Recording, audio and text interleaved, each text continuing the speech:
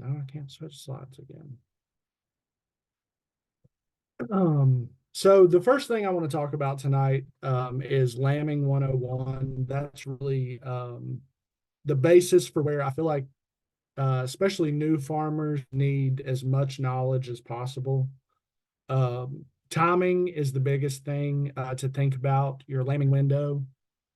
So for me personally, I normally have my lambing season right now, so January to February. For us, that helps cut down on fly strike. It cuts down on parasites in the ewes and the lambs.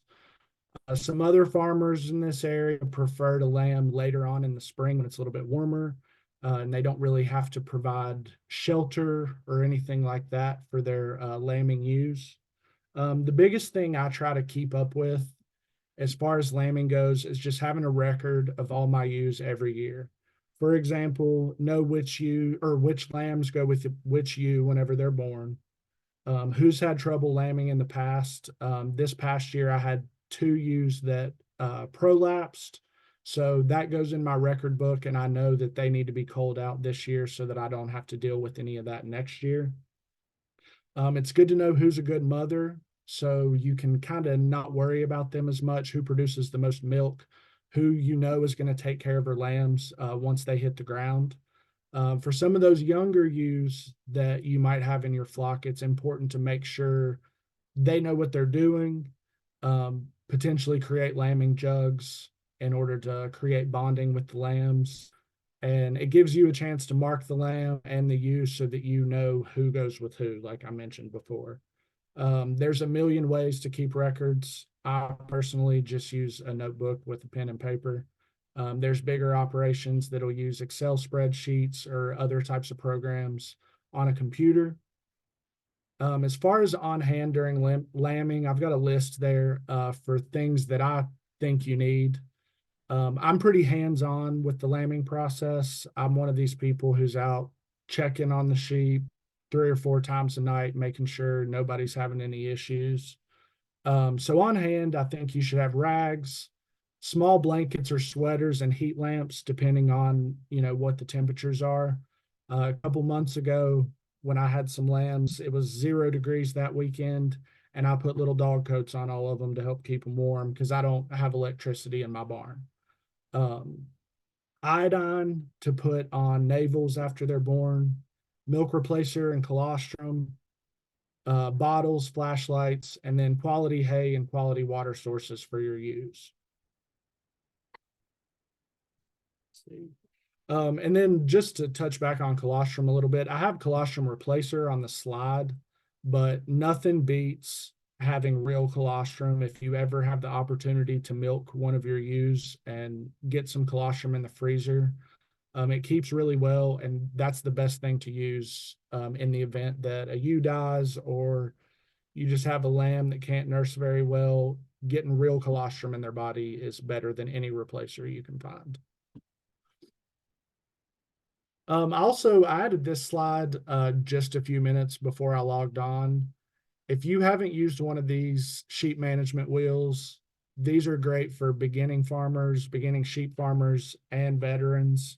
You just decide when you want your lambs to be born and then base everything else off of that. So it gives you a breakdown of when to select your rams, when to put them in with ewes, when to deworm, vaccinate. It really just breaks everything down, and it's easy to kind of create a calendar for yourself and stay on track with your management practices. So the next thing to think about during the spring, as far as management goes, is fresh lambs versus older lambs. So for me, fresh lambs, I raise wool sheep. So tail docking and ear tagging are big on my list for fresh lambs. We try to get those tails docked within the first, 4 to 10 days at the max. We try to get an ear tag in there just so we can kind of keep up with who goes with who. I had a lamb once we turned a bunch of them out this year that got lost in the mix, and the mother ended up not taking it. We couldn't figure out who it went with. So getting those ear tags in and knowing who goes with who is really important. Um, Castration bands is another thing I have on here for fresh lambs. I don't castrate any of my lambs. The bucks grow better and quicker um, when you leave them intact. So I don't know, some people just like to castrate, but I don't think there's any real benefit to that. Um, I've got two examples of ear tags on here. One is an identification tag, the black one, the 123. The other is a Virginia scrapie tag. When it comes to marketing lambs, they need to have a scrapie tag on them before they go to the market or go over state lines or anything like that. I've also got shelter. Depending on your lambing window, if you're early in the year, the shelter is more important just to keep them out of the cold and the wind until they get dried off and kind of know how to nurse and where they need to go with their mom. As far as older lambs, having a creep feeding area is big, especially if you're selling lambs for the meat market. Growing those lambs as quickly as possible and as efficiently as possible is important. CDT vaccines, which we'll talk about a little bit later. And I like to have a scale on hand. You can order those, and I mean, they can hold lambs up to 40 pounds. Um, and that just helps you kind of stay on track with how much you need to feed and what weight gains you're getting and how soon you want to get those guys off the farm and get some money in your pocket. Um, let's see. Like I said, tails, ears, and vaccinate is important. Wool breeds in particular, I don't know what type of sheep you guys have. But like I said, I'm a wool producer. So tail docking is the number one thing. It helps cut down on manure buildup on those lambs. It cuts down on fly strike, and it allows for more successful breeding on any of the keeps, any of those ewe lambs that you're going to keep for the next year. All lambs and ewes need to have an identification tag. You can figure out how you want to do that. I try to color code mine based on a couple of years. So every 2 years I change color, and it kind of just helps me keep up with how old my breeding stock is. And then lambs need a CDT vaccine. This protects all small ruminants against Clostridium diseases and tetanus. They should be vaccinated at 6 weeks and then a booster 2 to 4 weeks after weaning. And we'll talk about diseases here in a little bit. No, right now. This is the part of the presentation that I don't particularly enjoy, but it's important to know about these things and know symptoms in your flock that you need to take care of. So as far as Clostridium diseases go, all small ruminants have Clostridium bacteria in their gut. The CDT vaccines protects against type C and D, which are typically called overeating diseases. Type C normally affects young lambs in the first couple of weeks of life. This is a bloody infection in the intestine. When these lambs are necropsied at the end, because a lot of the symptoms for CDT you don't really see until it's too late. When these lambs are necropsied, they have an extremely inflamed bowel and small intestines. This is caused a lot of times with a sudden change in diet. So when they start getting on fresh green grass or change in grain, once they started eating that, it causes that bacteria to create gas in the gut, which causes bloat. And then typically the symptom that you see is sudden death. Occasionally you might see blood in their feces, but sudden death is definitely the most obvious symptom, and that's by then it's obviously too late. The CDTD part typically affects lambs that are older. They're normally your fastest growing, best looking lambs you got out there. And then you walk out in the pasture one day and they're laying dead. Um, so this CDT vaccine really helps prevent losses. Um, like I said, that's a 6 to 8 week shot, and then 3 to 4 weeks later, give them a booster.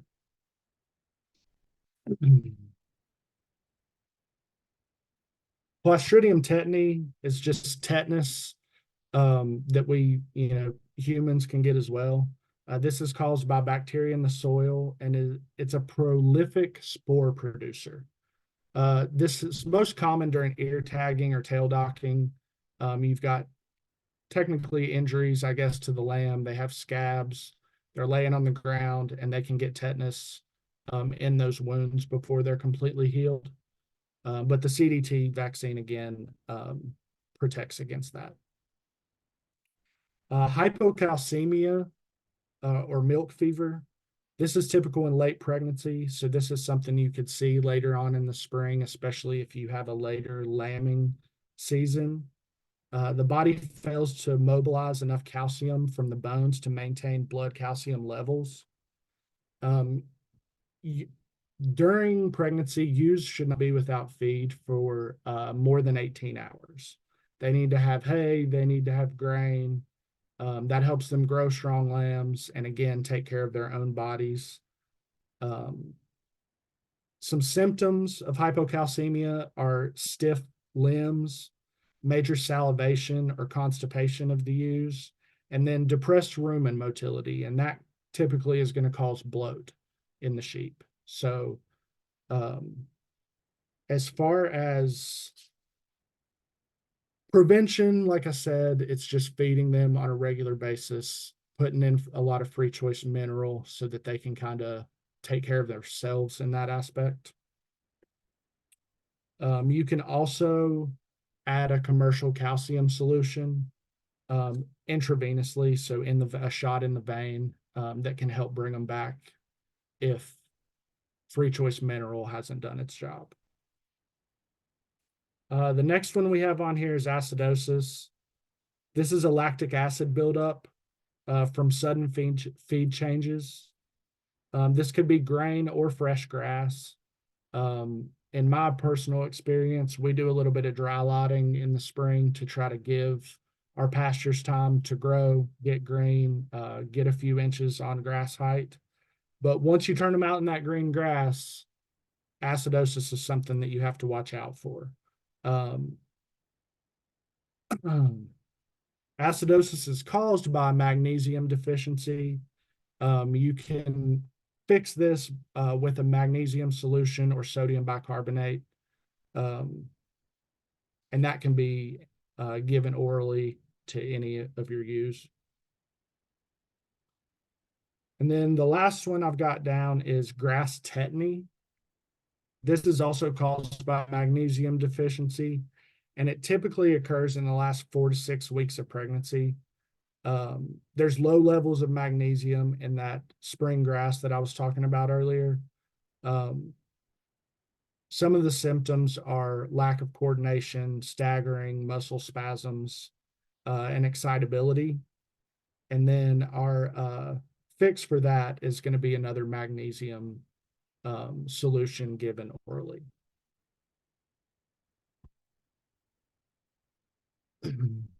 Also, any of you feel free to talk or ask questions or anything during this.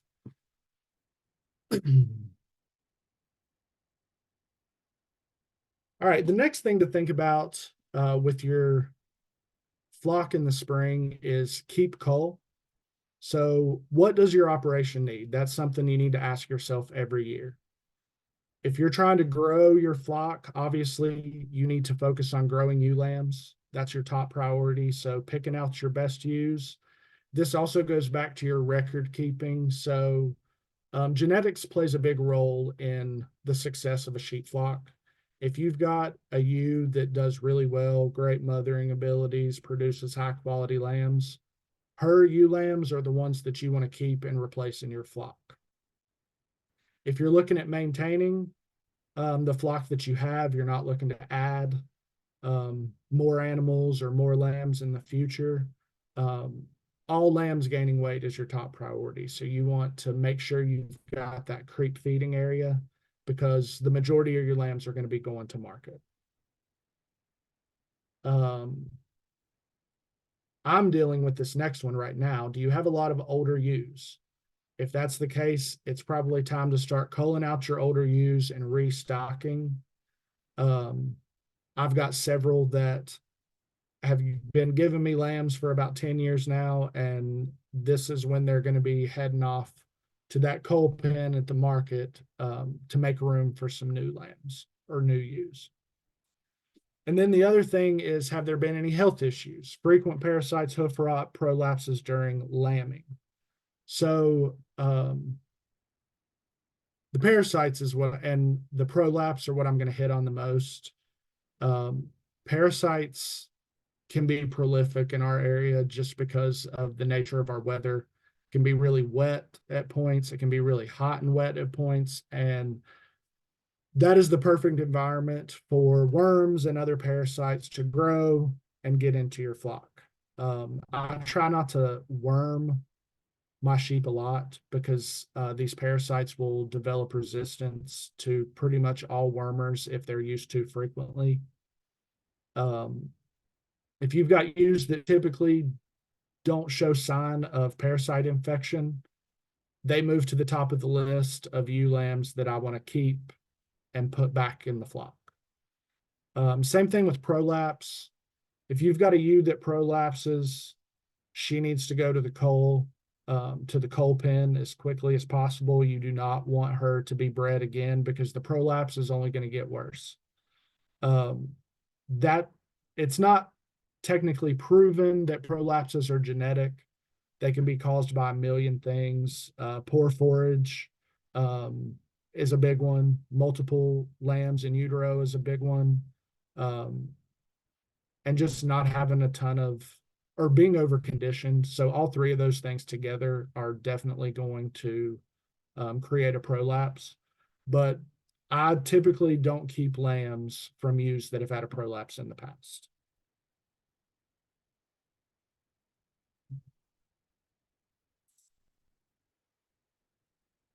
Next, we've got mud mishaps. And, in southeastern United States, mud is just something that we have to fight all the time, especially in the winter. To battle this, the biggest thing that I do is move around feeding areas. I've got troughs out in the pasture. They get moved at least once a week to cut down on impaction.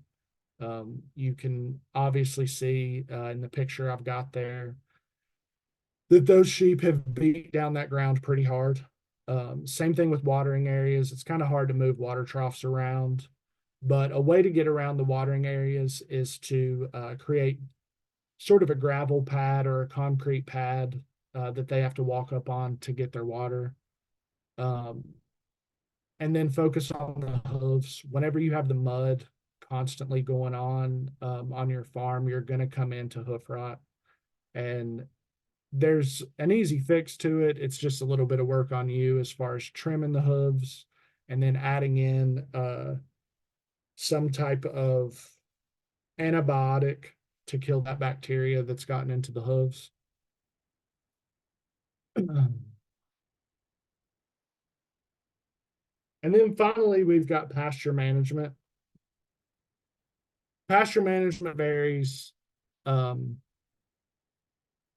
I am on a farm that has a lot of annual cool season grasses. We put some winter wheat in the ground in a couple spots. We've also got a lot of orchard grass and white clover. So, in my personal experience, orchard grass and clover is the best thing for sheep. It helps them gain the most weight the fastest. It helps with milk production. It's drought resistant, like I've got on the slide. And in the late summer in Bland County, we always have a drought for at least a month. So the last few years, I've been able to still have grass well into September and haven't had to start feeding my flock until later on. Timothy is another good one. The issue with that is that it's often grazed too short. The upside is it's affordable to seed and it can be frost seeded, so you don't have to um, get that seeded, outside of your cooler months.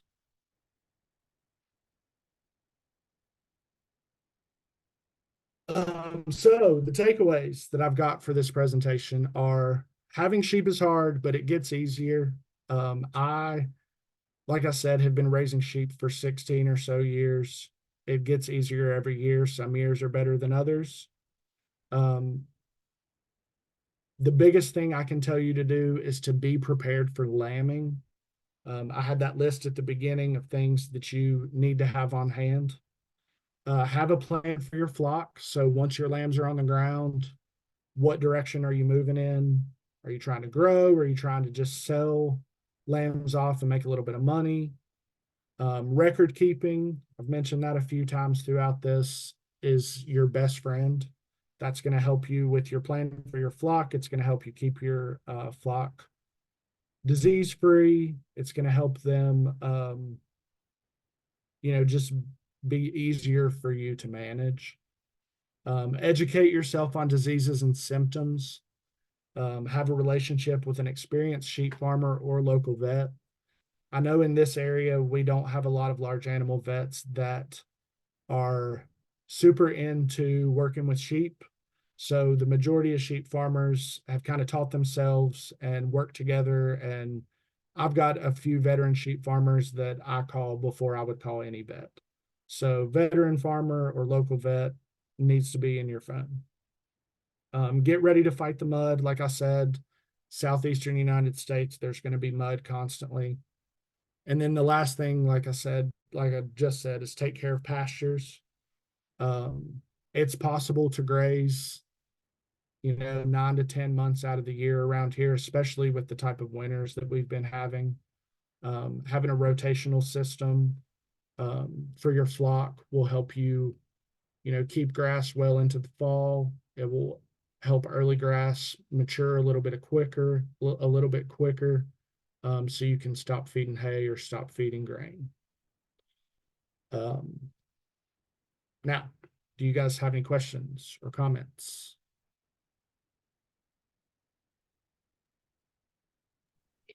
I have a question.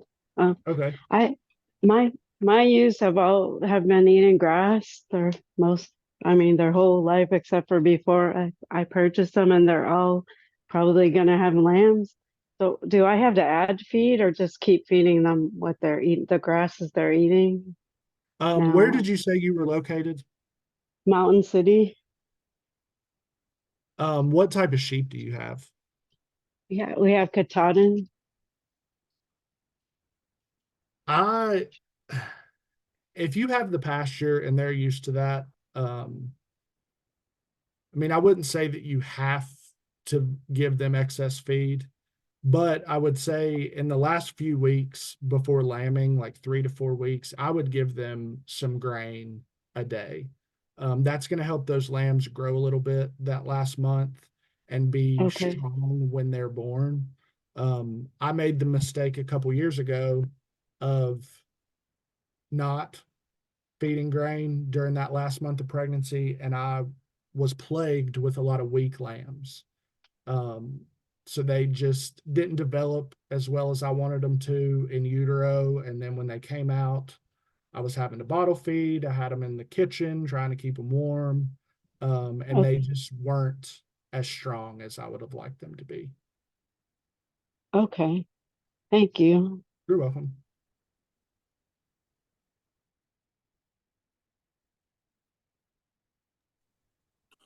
And any other questions for Hunter? Hunter, I'm curious as far as what you're seeing among your sheep producers. You mentioned colostrum. I know a lot of our folks have heard that colostrum in the freezer is a good idea, and they're probably going to need it eventually. I'm just curious what percentage of producers actually have some colostrum in the freezer from what you've seen. That's a good question. Because I don't feel in Wise County it's a whole lot. Right. It's typically probably not. Most successful farms that don't um, typically you're only going to be able to get colostrum from a ewe that has lost her lambs, Right. or and I mean that's hopefully not common. Yeah. Um, maybe you have a freak accident, or maybe you just have lambs that can't latch, or a ewe that won't accept the lambs. Right. In recent years, have had more ewes that just won't accept their lambs, and I've milked them and put that colostrum in the freezer. Use some Okay. of it for the lambs to get them started, and then put the rest in the freezer. Okay. Um, it's possible, and I've started doing this since then, is to just milk a little bit each time from each ewe Okay. and stick it in the freezer. I mean, you don't have to have a ton necessarily, but a few milliliters is a good enough start. And then you can use colostrum replacer. Um, I think that colostrum replacer just, it doesn't have that gut bacteria that's gonna get that immune system kicked off quick and get those lambs strong quicker. Right. I've had very little success bottle feeding lambs that have only been on replacer their whole life. Okay. I've got 2 bottle lambs right now that nursed for a couple of days, and then I put them on replacer, and they're probably 2 of the biggest lambs I have. Ah, okay. Yeah. Could be. I have another question. Okay. So how can what are the symptoms to look for hoof rot? Because I think one of my lambs might have it, but I'm not sure what it Uh, looks like. Or, so for hoof rot, it's going to be basically limping around. oh, she's not doing that. When they're Okay. grazing, being down on their knees instead of on all 4 feet. Um, Okay. you can look at their feet, and if they're you can see abscesses pretty easily in their toes. So if you pull a foot up that you think might have hoof rot, and it's got pus or squishy or just doesn't Okay. look like a hoof should look, then you've probably got some type of Okay. bacteria in the hoof. So what it looks like is, I didn't take a picture or anything, but it looked like the hard part of the hooves, like in the front there, it's coming off. Does that mean that's what she probably has, or it Uh, just it could started? it could potentially just be that the hooves are just growing a little long. So you can take some clippers and just kind of even it out so that it's even with the rest of the hoof. Okay, And I'll that try might that. help a little bit. Just the thing with trimming hooves though is just not to go too deep. You definitely don't want to see like blood or anything, but Okay. just kind of like a nail trim for people. Okay. Thank you for that. I was a little concerned about her, but I think it might just be what you said, the Yeah, trim. And yeah. thank you.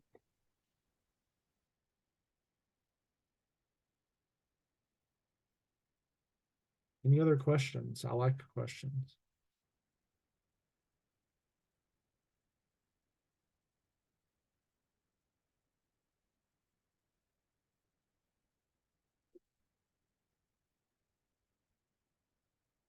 You're muted, Phil. Sorry about that. Doesn't sound like there are any other questions, but there's Hunter's contact information. Yeah, Sure he'll be glad to speak with you if you reach out. And Hunter, thanks again for talking with these folks tonight, and anytime. I appreciate it very much. Right. And I think this was our final Mountain Zoom of the year. So you all, thanks for tuning in, and we will catch you all soon. Thank you very much. Thank you. It was a nice presentation. Thank you.